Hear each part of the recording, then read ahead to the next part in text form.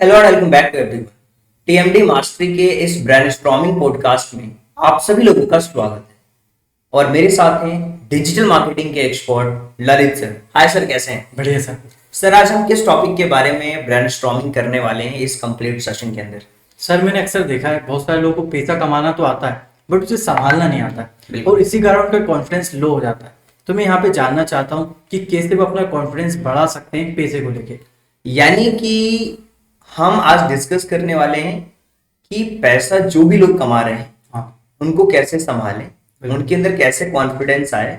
और बहुत सारे लोग सर में होता है ऐसा कि इनकम बहुत ज्यादा है लेकिन फिर भी वो टेंशन में रहते हैं, राइट? हाँ।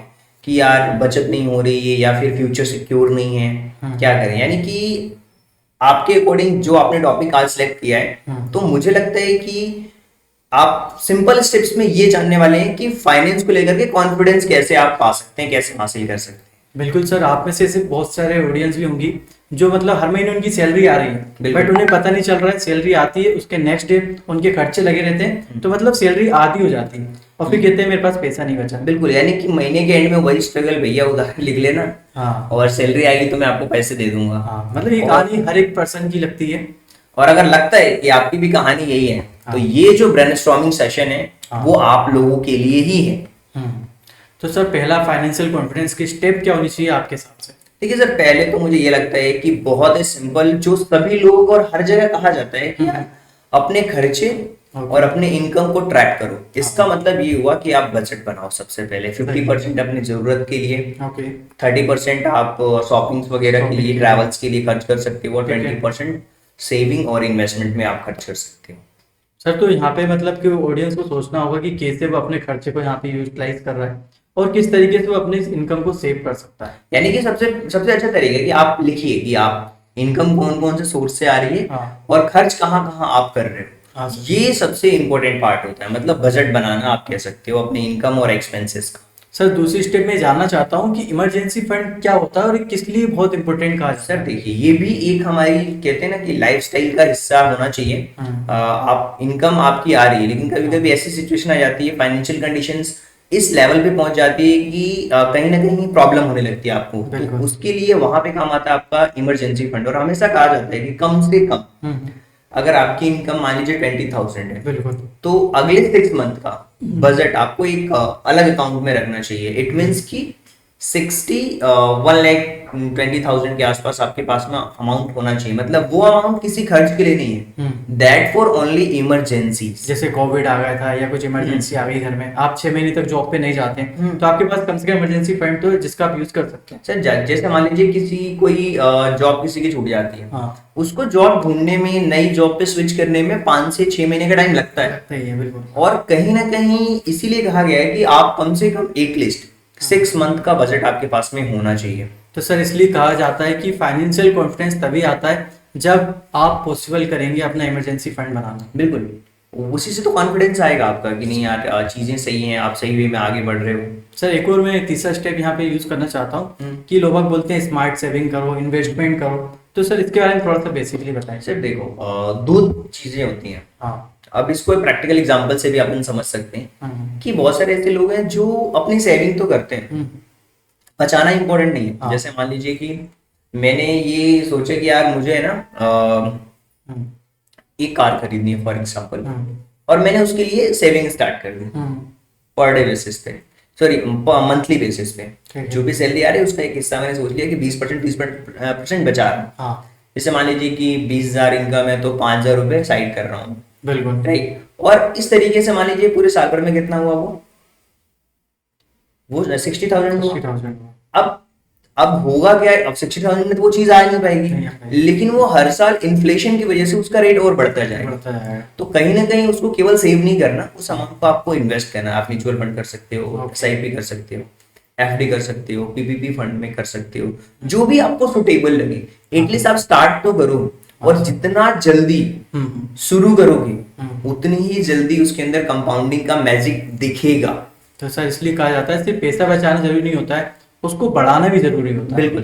तो यहाँ पे हम अगर सेविंग को लेके करते हैं इन्वेस्टमेंट के साथ तो ये पैसा हमारा यहाँ पे बढ़ता है। बिल्कुल सर इसी के साथ फोर्थ स्टेप में यहाँ पे जानना चाहता हूँ कि अक्सर लोग बाग बोलते हैं कि बैड डेब्ट से आपको बचना चाहिए। हाँ, बैड bad debt- डेब्ट होते क्या है हाँ। और कहा जाता है क्रेडिट कार्ड जो है वो एक इमरजेंसी फंड के लिए लोग यूज करते हैं, है ना, और शॉपिंग के लिए सबसे ज्यादा उसका यूज किया जाता है। सर देखिए, कहते हैं ना कि बैड डेप्ट का मतलब होता है कि हाँ। ऐसा डेप्ट जो आप चाह नहीं रहे हो। आपने क्या किया, क्रेडिट कार्ड लिया, किसी का यूज किया, आपने हाँ। अपना काम किया, और फिर आप अगली बार में अगले मंथ में आपको ये टेंशन है कि यार इसका बिल कैसे बिल बनेगा। कैसे। आपने खर्च कर लिया, आपको बहुत मजा आया, लेकिन मैं कहता हूँ कि यार ये इमरजेंसीज के लिए होती हैं चीजें। हाँ। बहुत इमरजेंसी है तो आप यूज करो। शॉपिंग एडिक्टेड मन नहीं बनो, मतलब हर जगह कार्ड स्वाइप कर रहे हो। कई लोग तो केवल कार्ड स्वाइप करते वक्त अरे बोलते हैं अरे यार ईएमआई तो है ना, दे देंगे, कोई दिक्कत थोड़ी ना है।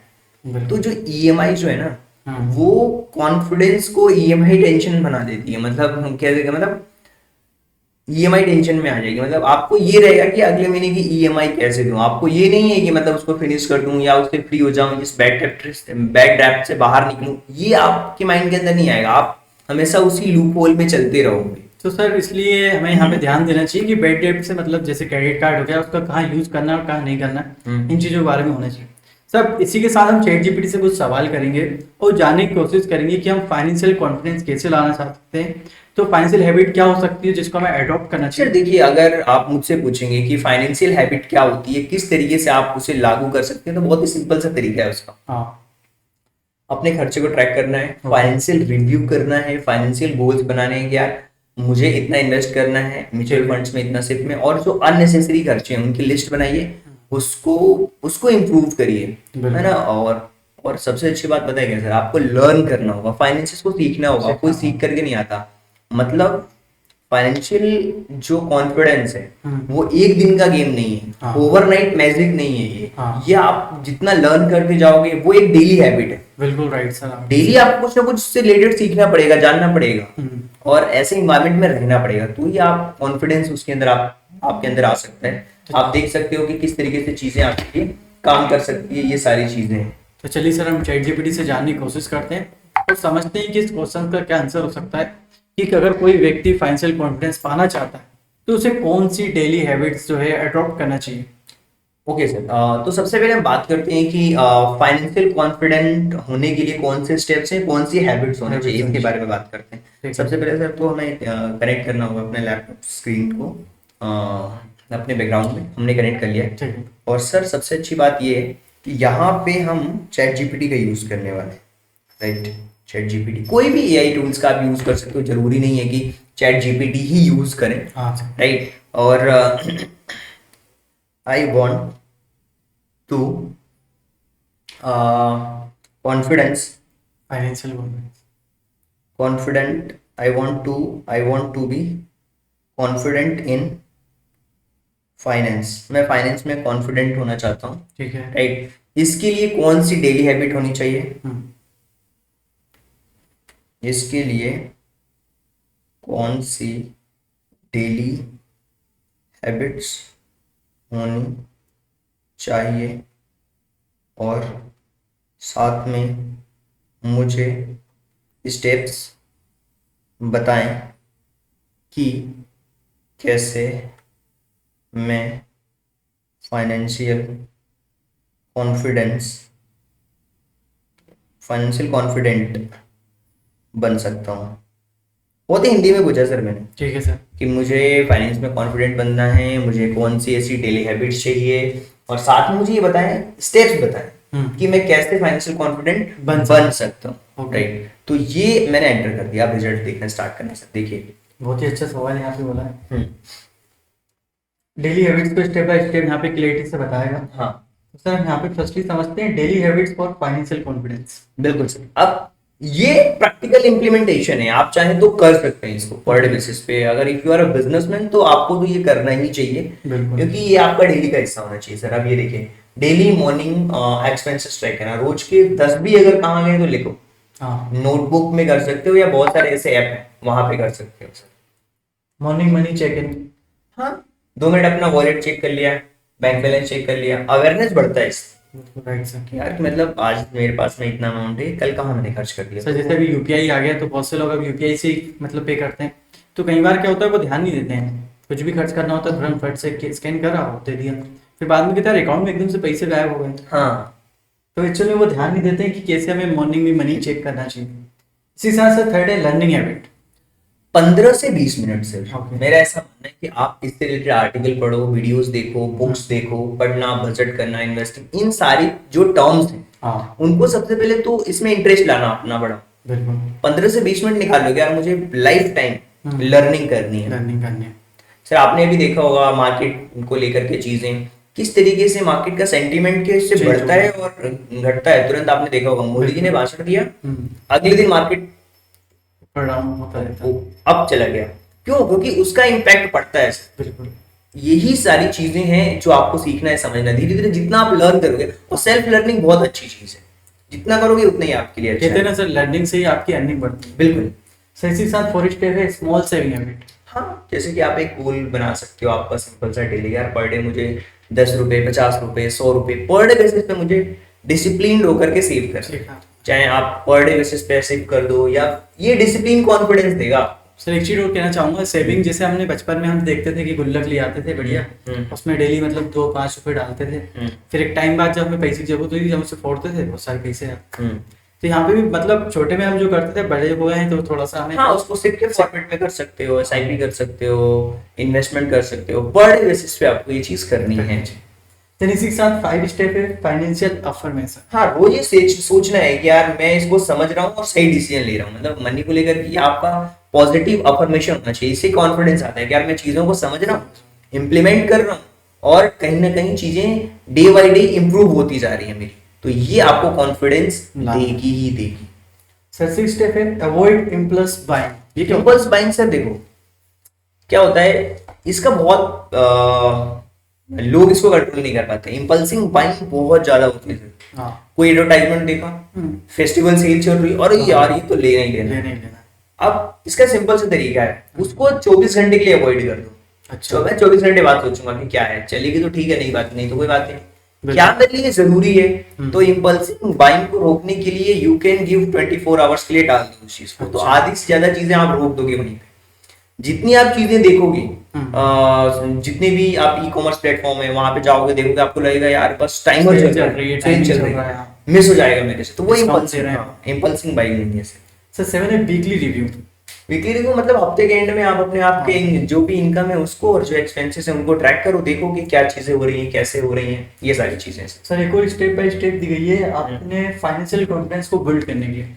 अभी तक हमने डेली हैबिट जो आपको प्रैक्टिकली करना है, है और दूसरी जो चीज है कि यार एक ऐसी स्टेप जिससे कि आप कॉन्फिडेंस फील करोगे। हाँ ये एक इम्पोर्टेंट पार्ट है। बिल्कुल right sir. Sir first step है अपना रियलिटी चेक। हाँ, रियलिटी चेक करने का मतलब है कि यार मंथली इनकम आपकी कितनी है, फिक्स्ड खर्चे क्या क्या है, सेविंग लिख लो। फिक्स्ड खर्चे और सेविंग ये आपको लिखना है। ये क्लैरिटी देगा कि आप कहाँ खड़े हैं, किस किस डायरेक्शंस में खड़े हैं, आप मंथली कितना सेव कर सकते हैं। दैट इज योर कह सकते हैं कि रियलिटी, कि आप चेक कर सकते हो यहाँ से। सर सेकंड स्टेप है बजटिंग शुरू करो। हाँ, बजटिंग वही 50%, 30%, 20%। पहले भी हमने इसके बारे में बात करी। इमरजेंसी फंड्स के बारे में हमने बात करी कि मिनिमम 3 से 6 महीने, 6 महीने नहीं हो पा रहे, 3 महीने का तो बना के नहीं कोशिश करो, बिल्कुल एक अलग से सेविंग अकाउंट में रखो। ये सेफ फील कराता है यार। हाँ सर अगर आपका अकाउंट में पैसे पड़े होते हैं तो आपको कॉन्फिडेंस आता है कि यार आई कैन डू, मैं ये काम कर सकता हूँ। सर इसी के साथ फर्स्ट स्टेप है डेब्ट को कंट्रोल करो। हाँ, क्रेडिट कार्ड लोन जो हाई इंटरेस्ट वाले हैं उनको पहले ही क्लियर करने की कोशिश करो। इससे आपको कॉन्फिडेंस आएगा कि यार मैं डेब्ट फ्री हूँ, अब मैं दूसरा रिस्क ले सकता हूँ। अगर आप डेब्ट फ्री लेते हैं तो आप और दूसरे वर्क भी अच्छे से कर बिल्कुल पाते हैं। बिल्कुल बिल्कुल सर, आपको टेंशन नहीं रहती ना। नहीं तो जिससे आपने पैसे लिया वो आपको 50 बार फोन लगाएगा। हाँ, बहुत बुरी सिचुएशन रहती है, आप उसके बारे में सोचते हो। सर मैंने अक्सर देखा है लोग 500 रुपए तक के लिए परेशान होते हैं। हाँ भाई, आप बजट बना के रखो ना। सर आपको ही पता है, अगर हम अपने एकेडमिक्स की बात करते हैं तो इसमें भी एक ऐसा टाइम आता है जब यहाँ पे बहुत अच्छी चीजें चल रही होती हैं, और एक ऐसा टाइम आता है जहाँ पे डाउनग्रेड हो जाता है। आपको पता है जब एग्जाम्स के टाइम आते हैं तो ऑफलाइन कोचिंग हमारी थोड़ी सा स्ट्रॉन्ग रहती है, जब समर का टाइम आता है तो थोड़ा डाउन हो जाता है, दूसरी चीजें चलती है। तो अब उस चीज को मेंटेन करने के लिए आपको पहले से ही बजटिंग करनी पड़ेगी। बिल्कुल राइट। तो वो प्रैक्टिकल आपको सोचना होगा, प्रैक्टिकल होकर सोचना पड़ेगा। चीजें एक जैसी नहीं रहती, खास करके जब आप बिजनेस कर रहे हो तो। बिल्कुल राइट सर। इसी के साथ सर 5 स्टेप है लर्न बेसिक इन्वेस्टिंग। हाँ, एफडी के बारे में जानो क्या होता है, म्यूचुअल फंड क्या होता है, इंडेक्स फंड्स क्या होते हैं, उसके बेसिक सीखो, छोटे छोटे अमाउंट से इन्वेस्ट करना शुरू करो। मैं ये कह रहा हूँ, लोग बोलते हैं 500 रुपए से क्या होगा, 100 रुपए से क्या होगा। भाई आपकी हैबिट डेवलप हो रही है। हाँ वो सब कोई अमाउंट छोटा दिख रहा है, हाँ, बट एक उसको टाइम पे छोड़ो। वो अमाउंट बहुत बड़ा दिखेगा। बड़ा दिखेगा। आपको आज ये छोटा लग रहा है, लेकिन कहीं ना कहीं आप जब चीजें करना स्टार्ट करोगे तो चीजें आपके लिए आसान हो जाएगी। सिर्फ इसका कंपाउंड इंटरेस्ट आता है, बहुत सी हाँ। चीजें यहाँ पे जुड़ने लगती हैं। बिल्कुल। सर इसी के साथ 6 है फ्यूचर गोल सेट करो। फ्यूचर गोल सेट करो, yes. Short term, medium term, long term, ये बिल्कुल क्लियर होनी चाहिए आपके अच्छा। कि क्या डिसीजंस लेने वाले हो पैसे को लेकर के। बिल्कुल। फिर इसी के साथ से 7 स्टेप है फाइनेंशियल नॉलेज को रोज अपडेट करो। हाँ, बजट के बारे में सीखो, किस दिन इन्वेस्टिंग के बारे में जान गए, किस दिन इंश्योरेंस के बारे में जान गए, किस दिन टैक्सेस के बारे में जान गए, किस दिन इमरजेंसी फंड्स के बारे में जान सर गए। जैसे कहते नहीं, जैसे आप अपने मोबाइल में अपडेट आता है कि आपको अपडेट करना, तो बेसिकली आपको भी अपने आप को अपडेट करना होगा फाइनेंशियल बिल्कुल। तरीके से, अगर आपको स्ट्रांग होना है, कॉन्फिडेंस लाना है। फिर इसी के साथ 8 स्टेप से सेलिब्रेट प्रोग्रेस। हाँ बिल्कुल सर, आप जब टारगेट अचीव करते हो, सर मैं कहता हूँ आप बड़े टारगेट रखने में, हाँ स्टूडेंट हो, अपना टारगेट 5000 रखो। ठीक है। आप थोड़े से अर्न कर रहे हो 10,000 रखो, फिर 50,000 टारगेट रखो, फिर 1 लाख टारगेट रखो, फिर 5 लाख टारगेट रखो, फिर 10 लाख टारगेट रखो। सर मुझे लगता है कि जो इंसान 10 लाख पे पहुंच जाता है या 5 लाख से ऊपर अगर उसकी सेविंग हो जाती है, हाँ फिर वो सोचता है कि यार कैसे मैं इसको डाइवर्सिफाई करूं। छोटे अमाउंट को डाइवर्सिफाई नहीं करेगा, उसको तो चल रही है सैलरी, उसके लिए बड़ा अमाउंट हो जाए तो वो डाइवर्सिफाई करेगा, वो अपने रिस्क को एनालिसिस करेगा। तो कम से कम अपना टारगेट रखो यार कि एटलीस्ट मैं 5 to 10 लाख के आसपास तो पहुंचूंगा। जितना फास्ट आप पहुंचोगे वहां तक उतना ही आपको कॉन्फिडेंस आएगा वहां से। अच्छा, इसलिए पैसे को पैसे मिला के बड़ा करते हैं। हाँ, पैसे से ही पैसा बनता है। पैसे से ही पैसा बनेगा। सर इसी के साथ जैसे हमने यहाँ पे फाइनेंशियल कॉन्फिडेंस के बारे में जाना, तो कहा जाता है कि फाइनेंशियल कॉन्फिडेंस कोई ओवरनाइट या मैजिक नहीं होता है, बिल्कुल। या आपकी डेली हैबिट में आता है। बिल्कुल सर, बिल्कुल। और ये जो चीज है ना सर, आपको बहुत कॉन्फिडेंस भी देगी। समय के साथ में आप आगे भी बढ़ोगे, चीजों को समझोगे भी, जानोगे भी कि कैसे ये काम करती है। बिल्कुल। राइट। और मैं एक क्वेश्चन पूछना चाहूंगा जी। कि मतलब अगर किसी, जो भी हमारे ऑडियंस हाँ। वीडियो देख रही है, अगर आपको पॉकेट मनी मिलेगी तो आप क्या करो? बिल्कुल राइट। कोई बोलेगा यार मैं इंटरनेट ला लूंगा, हम्म। कोई बोलेगा नहीं यार मुझे ये चीज परचेस कर लूंगा। आप समझो और हर 7 डेज का ट्रैक करो। हाँ। स्टूडेंट बोलते हैं सर मेरे पास नहीं, कोई सोर्स नहीं है। भाई खर्चे तो हैं, उसको आप ट्रैक करो। आप स्टार्टिंग कहाँ तो कर रहे हो? करो। हाँ, एक टाइम पर जब अर्निंग आई, हाँ उसको 0 लिखो। हाँ आप ये हैबिट आपको डालनी है बिल्कुल। और ये अभी से डालनी है, और जितना जल्दी आप इस चीज को शुरू करोगे उतना ही आपके लिए बेनिफिशियल होने वाला है। सर कहते नहीं, जो पैसे को संभालता है पैसा उसको संभालता है। बिल्कुल सर। और आई होप कि ये जो सेशन है आप लोगों को काफी इंटरेस्टिंग लगा होगा, चीजें आपको समझ में भी आई होंगी। राइट। और बहुत सिंपल सी बात कही गई है, फाइनेंशियल कॉन्फिडेंस का अगर मीनिंग कोई अगर जानना चाहते हैं, पैसा आपके लिए काम करे, ना कि आप हमेशा पैसों के पीछे भागते रहे। बिल्कुल। सिंपल सी बात है, एक छोटी सी स्टेप लो, हाँ अपनी सेविंग शुरू करो और धीरे धीरे अपने जो फ्यूचर्स है उनको सिक्योर करो। और आप लोगों को ध्यान रखना चाहिए कि पैसा जो है, फाइनेंशियल कॉन्फिडेंस पैसा होने से नहीं आता, बल्कि पैसे को सही जगह यूज करने से आता है। यूज करने से, उसको इन्वेस्ट करने से आता है। और आई होप कि आपको समझ आया होगा। So thank you so much and thanks for giving your precious time at the last. God bless you. Thank you so much.